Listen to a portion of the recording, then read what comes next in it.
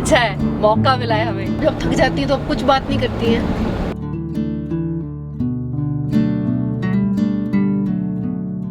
घर वाले घर नहीं तो सानू किसका डर नहीं। बोर नहीं हुए।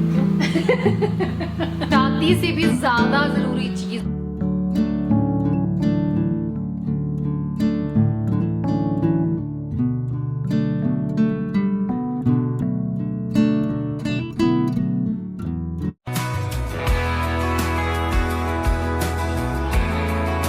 Hello everyone, welcome back to another vlog. तो आज का व्लॉग मैंने जस्ट बस शुरू कर लिया है। पता नहीं ये व्लॉग कैसा होगा कैसा नहीं होगा। वैसे भी ये व्लॉग बहुत सिंपल होने वाला है क्योंकि इसमें आपको बहुत सारे लोग जो है वो नज़र नहीं आने वाले। इस व्लॉग को बनाने वाले हैं सिर्फ 2 जन, मैं और मिस्टर कुलदीप जी। क्योंकि आपको पता ही मम्मा ऑलरेडी हिमाचल गए हुए हैं और आज बच्चे दोनों जैस्मिन और उदय भी हिमाचल जा रहे हैं। उन्हीं की तैयारियों में हम लोग लगे हुए हैं।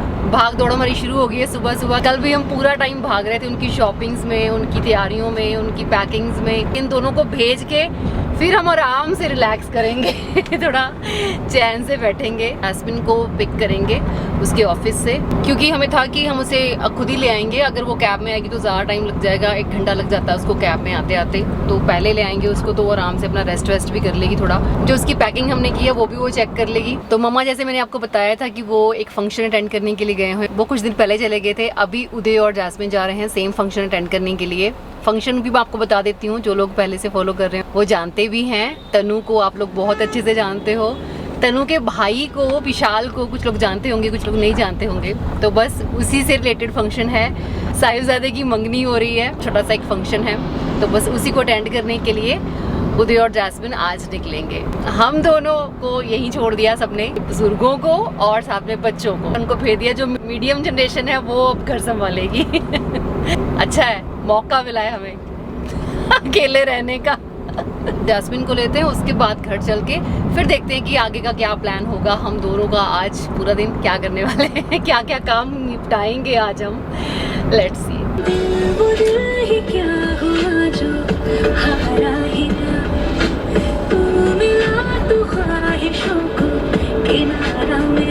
जैस्मिन ठाकुर हमारे साथ है। आप कुछ कहना चाहेंगी जैस्मिन? नहीं, मैं बहुत थकी हूँ। जब थक जाती है तो अब कुछ बात नहीं करती है। सोई भी ये फोन पे बातें करती रहती है, 1-2 घंटे एटलीस्ट। ऐसे क्या? कुछ भी भाई, 2 घंटे तो किसी से बात की हुई फोन पे अरसे हो गए।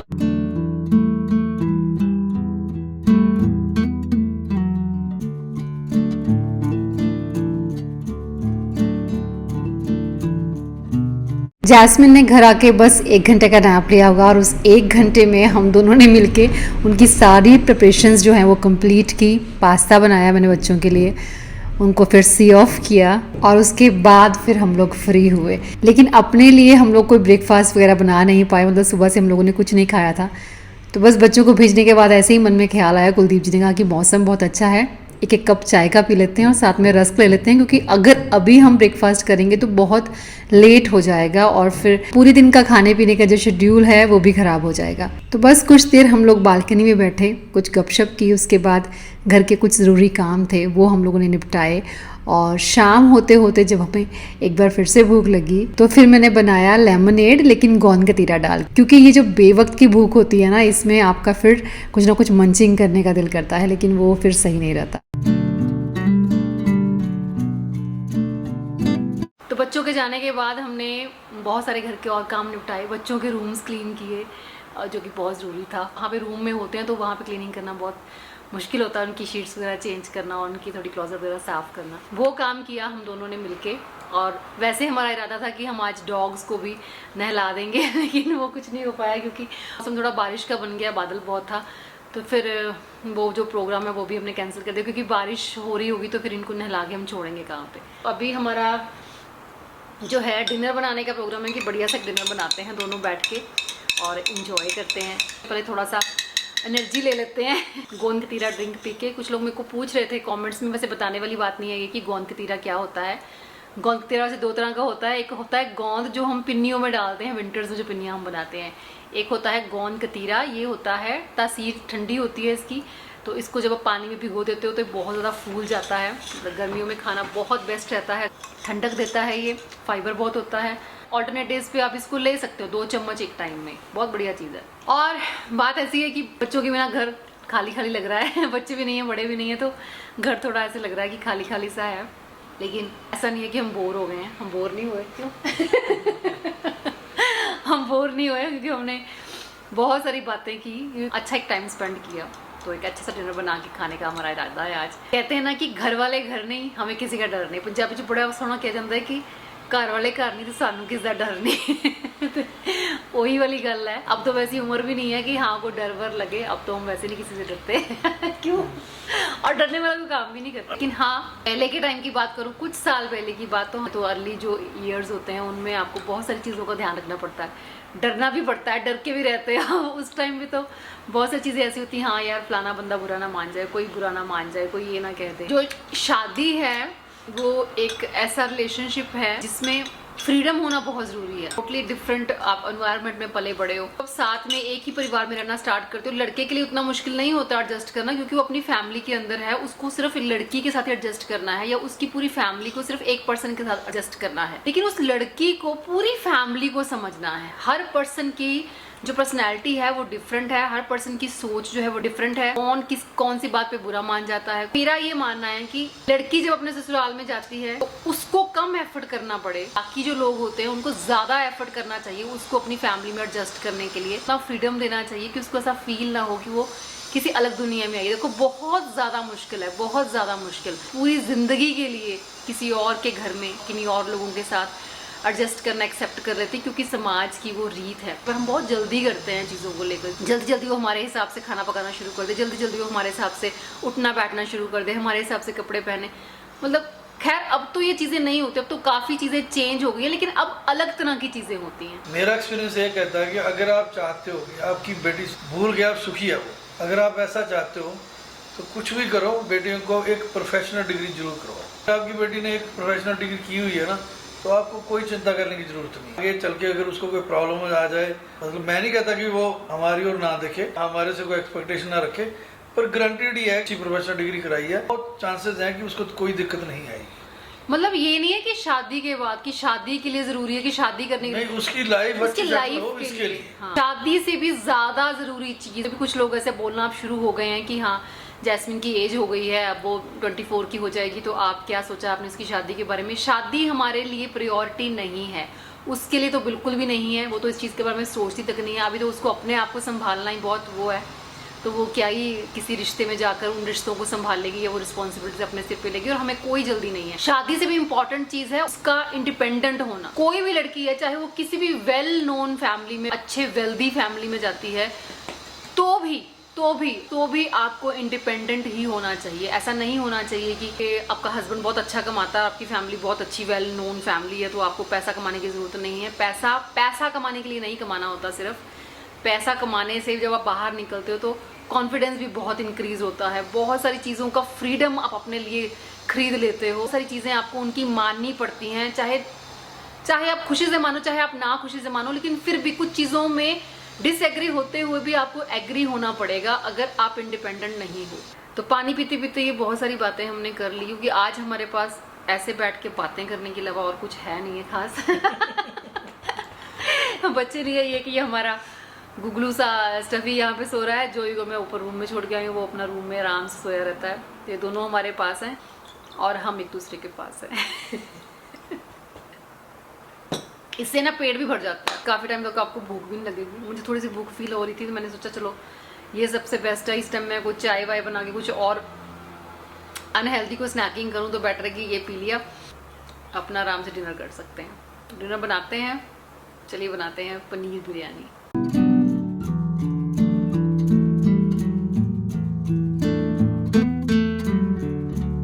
पनीर बिरयानी भी बहुत टेस्टी बनती है और उसके लिए भी फ्राइड अनियन हमें चाहिए होता है, जो कुलदीप जी काट रहे हैं। तो पनीर मैंने अपने घर का बनाया है। 1 कप बिरयानी राइस जो है वो मैंने सोक करके रख दिए हैं साइड। पनीर को मैरिनेट करेंगे पहले, उसके लिए दही और सारी सीजनिंग जैसे नमक, हल्दी, लाल मिर्च का पाउडर, जीरा पाउडर, धनिया पाउडर, गरम मसाला पाउडर डाल दीजिए और साथ में बिरयानी मसाला 2 चम्मच के करीब मैंने डाला है इसमें ऑलिव ऑयल। तो बस पनीर इसमें डाल देना है और उसके बाद इसे रख दीजिए थोड़ा साइड पे।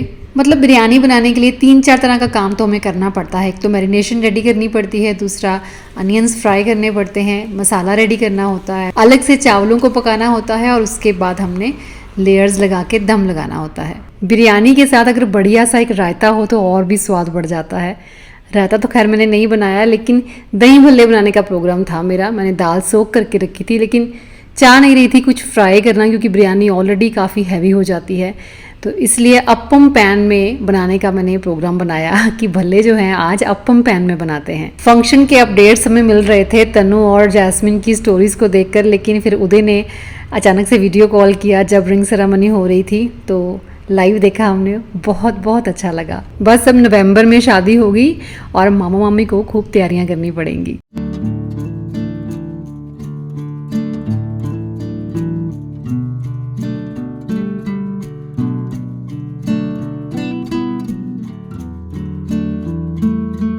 दाल के ये भल्ले मैंने फर्स्ट टाइम बनाए अप्पम पैन में। ऑयल बिल्कुल कम लगा देखो, और टेस्ट वैसा का वैसा बहुत बढ़िया आया।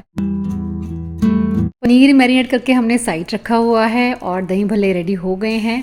अब हमने तड़का रेडी करना है, चावल रेडी करने हैं। तो तड़के के लिए पहले खड़े मसाले डाले हैं मैंने, तेज पत्ता, लौंग, इलायची, साथ में एक स्टार फूल डाला है, थोड़ा सा लहसुन डाल दिया कूट के, और साथ में 1 कटोरी दही डाली है, और 4 टमाटरों को ग्राइंड करके मैंने उसका पेस्ट बना लिया, तो वो प्यूरे मैंने इसमें डाल दिया। नमक, हल्दी, लाल मिर्च का पाउडर डाल के लिड लगा के बस अब इसे पकने देना जब तक ये टमाटर जो है वो अपना कच्चापन छोड़ नहीं देते और जो ग्रेवी है बहुत थिक हो जाएगी। पानी में कुछ खड़े मसाले और साथ में जीरा डाल के बॉईल करने के लिए रख दिया। इसमें हम चावल बॉईल करेंगे। मसाला हमारा तैयार हो चुका है। उसके बाद मैंने इसमें कुछ फ्राइड अनियंस डाल दिए और साथ ही बिरयानी मसाला, और साथ ही इसमें डाल देंगे वो मैरिनेटेड पनीर, और लिड लगा के इसे पकने दीजिए कम से कम भी 3-4 मिनट के लिए। बिरयानी के लिए जब हम राइस कुक करते हैं तो जो खड़े मसालों का फ्लेवर होता है वो पानी में आ गया, उसके बाद आप थोड़े मसाले बाहर निकाल सकते हैं। अच्छा, चावल में पानी जो है वो 3 गुना डाल देना होता है, और चावल पकाने सिर्फ 70 to 75% है, और बस उतना पकने के बाद उनको निकाल लेना है हमने। बाकी के जो राइस पकेंगे वो दम लगाएंगे जब, तभी पकेंगे। अच्छा, अब लेयर्स लगानी है, तो आधा पनीर मैंने निकाल लिया है और आधा बर्तन में ही छोड़ दिया। कलर देने के लिए आज मेरे पास केसर नहीं था, तो मैंने देसी घी में थोड़ी सी हल्दी डाल के उसे रोस्ट कर लिया। उसके बाद थोड़ा सा दूध उसमें डाल दिया, और इसको कहते हैं जुगाड़ लगाना। और बस लेयर लगाने के लिए थोड़ा सा पुदीना डाला, थोड़ा धनिया डाला, फ्राइड अनियन डाल दिया। उसके बाद चावल की एक लेयर हो गई। उसके बाद फिर से पनीर की एक लेयर लगाएंगे, काजू डाल देंगे, वही धनिया, पुदीना, फ्राइड अनियन, और साथ साथ आप डाल दी जाइए वो जो हमने येलो कलर तैयार किया है दूध के साथ। और फिर से चावल की एक लेयर और थोड़ा सा बिरयानी मसाला मैंने ऊपर से डाला है, साथ में फिर से एक बार फ्राइड अनियंस, और बस दम लगाएंगे फॉयल पेपर के साथ। अच्छे से इसको कवर कर देना है, ऊपर से लिड लगा देनी है, और बिल्कुल बिल्कुल लो फ्लेम पे तवा रख के उसके ऊपर हम ये पतीला रख देंगे कम से कम भी 15 मिनट के लिए।